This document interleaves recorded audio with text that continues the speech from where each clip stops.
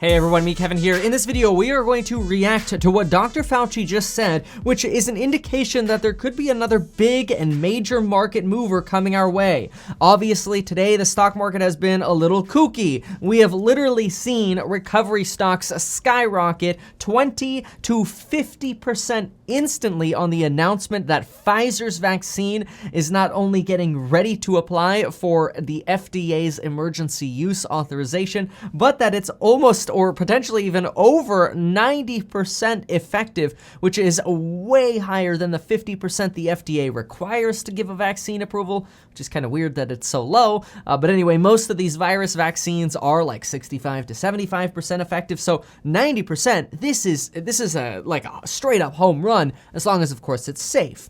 So let's talk about what Dr. Fauci just mentioned beyond this vaccine and beyond the madness that happened in the stock market today. Because if you were in the recovery stocks, you were really happy. If you were in tech, well, let's just say you had a little bit of a buying opportunity today.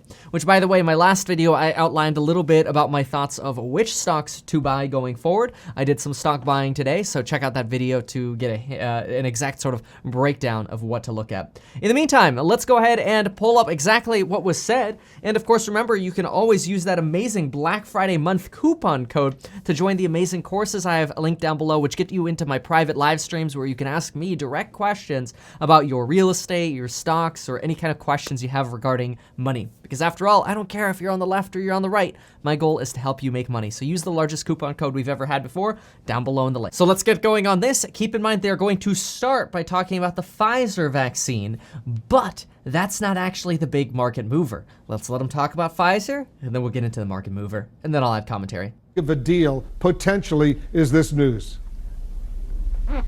You know, it's extraordinary, Wolf. It is really a big deal.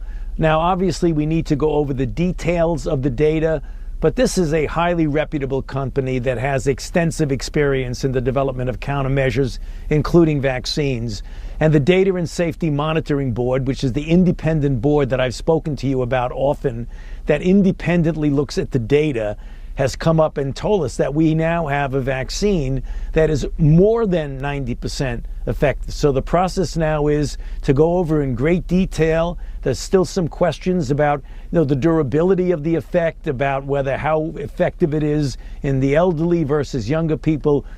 I'm just going to pause there very quickly. When they say durability, what they're talking about is, great, you got the COVID vaccine. Great, you didn't get infected again because you were out in the public and you didn't get reinfected again. But how long does that vaccine stay durable? Is that going to be a vaccine that stays durable for 6 months? Do you have to get a booster every single year? How much is that booster going to cost? Who's going to pay for a booster? Things to keep in mind. The bottom line is, as a vaccine, it's more than 90% effective, which is extraordinary and will play a major role in what the outcome of this is going to be. That's the immediate good news. The other good news, Wolf, that's important is that the type of vaccine that it is, an mRNA vaccine that I've discussed with you in the past, that is not the only company that has it. There's another company, Moderna, which has a vaccine very similar, if not identical to this. Their results will be coming out soon. So it's likely that... By the way, that is the huge part, because their results are coming out soon, which means, based on current estimates, we could potentially have 2 approved vaccines prior to the end of the year. In fact, not only does Pfizer think they can get out 50 million vials this year, but Moderna thinks it can get 20 million vials out this year. And then both of the companies think they can ramp to 1 billion or more vials next year. 1 billion! That's insane! But folks, why is this such good news? Why? Think about it. Any potential skepticism that is left in the market that, oh, what if it doesn't get approved, or what if it doesn't work, or what if it's not safe, gets substantially reduced when we have 2 vaccines of the same type proving that they're working. Now, it would be crappy if Moderna comes out and goes, hey, we gave this vaccine to 30,000 people and 15,000 people got COVID. Because then it's like, wait a minute, why is your mRNA vaccine only 50% effective and Pfizer's is, 90%? Like, were we missing something here? Like, what's going on? If this Moderna vaccine comes out and it is just as good. I mean, anything really above 80% is just a home run in this vaccine world. If it's anything like that, along the lines of this Pfizer, we're going to have 2 candidates. And those are just the 2 leaders. We've got potential more vaccines coming. I don't think any of us expected that to come this early here, November 9th. We're talking about having a vaccine ready to go within the next month here, which is insane. But it is such good news. And as soon as that second vaccine comes out, that Moderna vaccine, I really think we're going to see that continued stretch, basically the same thing we saw today, get amplified again. Recovery stocks out, probably see people take money out of tech in the short term to buy recovery stocks, which in my opinion is a buying opportunity in both. So you have a buying opportunity in recovery stocks a little bit, now that we know they're not going bankrupt. But you also got this buying opportunity in tech, so to pick up those sweeter prices. And not everything. You know, some things are still richly valued, but there are definitely some of my favorites that I added to substantially to today. Let's go ahead and continue on to see what Dr. Fauci says.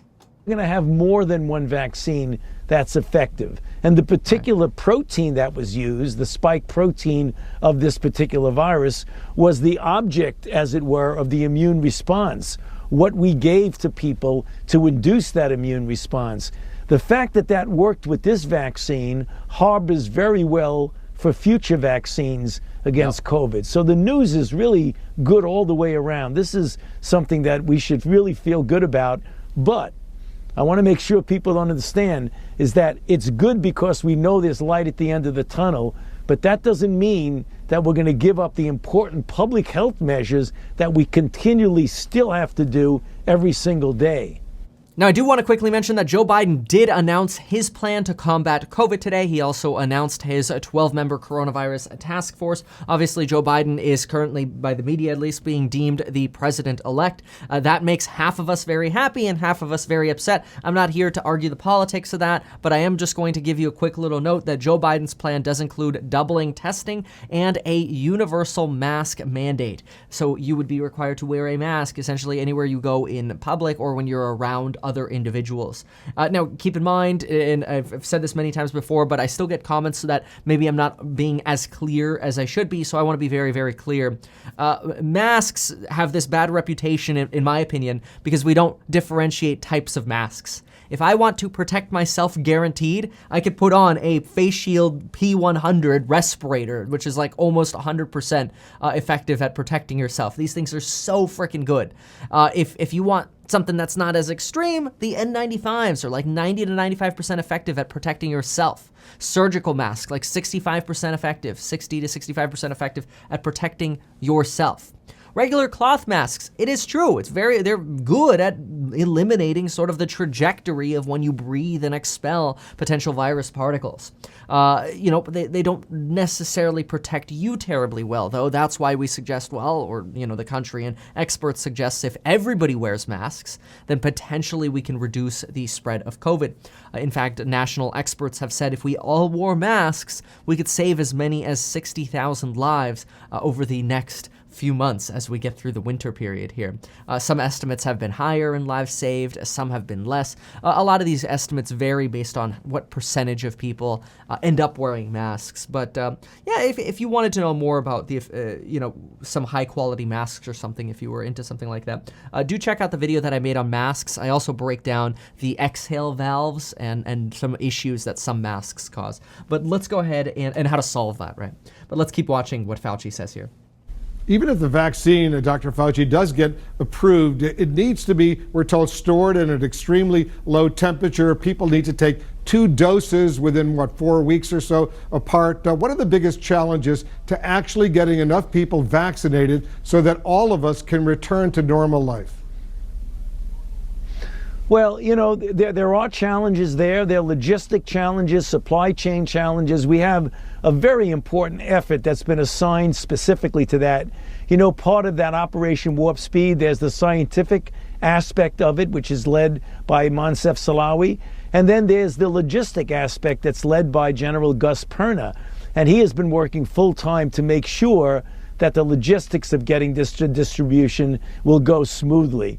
Now, right now, we know that what the company will do, very likely, in fact, I'm certain they'll be doing it, is putting in soon, within the next week and a half or so, for an emergency use authorization and ultimately for ultimate approval of the vaccine, which means if that goes along smoothly, that we may have doses that we're able to give to people by the end of November, the beginning of December, probably well into December. Now, again, you have to go through the hoops of making sure all the I's are dotted and the T's are crossed about the safety and the regulatory aspects of it. But we would be giving vaccine to people very likely before the end of this year. That is good news. That's great news.